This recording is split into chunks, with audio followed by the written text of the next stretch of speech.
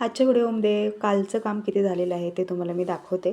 तर काल ना मी टोटल 4 ब्लाऊज शिवलेले होते आणि हे ना कट करून नव्हते बरं का. तर त्याच्या आदल्या दिवशी मी सगळे ब्लाऊज कट करून ठेवलेले होते आणि काल फक्त शिवलेले आहेत. तर शक्यतो मी 4-4 ब्लाऊज एका दिवसामध्ये कधी शिवत नाही, म्हणजे जास्त लोड होतो आणि घरात पण मला भरपूर अशी सगळी कामं असतात.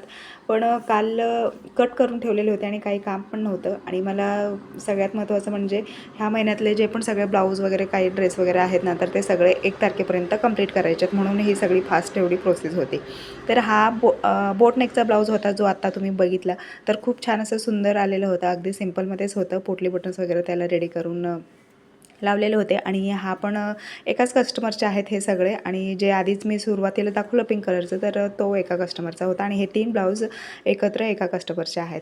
तर आता हा पण खूपच सुंदर असं सिंपलमध्ये शिवलेलं आहे, जे की व्ही नेकमध्ये येतं. आणि साईडला हे असं मस्त एक बन लावलेलं आहे मध्ये, आणि साईडला थोडंफार आता हात शिलाईने अटॅच करायचे, म्हणजे ते खाली असं हिलणार डुलणार नाही आहे, तर त्यासाठी. आणि सिंपल असं लेस लावलेले आहे तुम्ही गळ्याला आणि खाली कमरेला. पण खूप छान असा याचा एक युनिक पद्धतीचा लुक ह्या ब्लाऊजला आलेला आहे.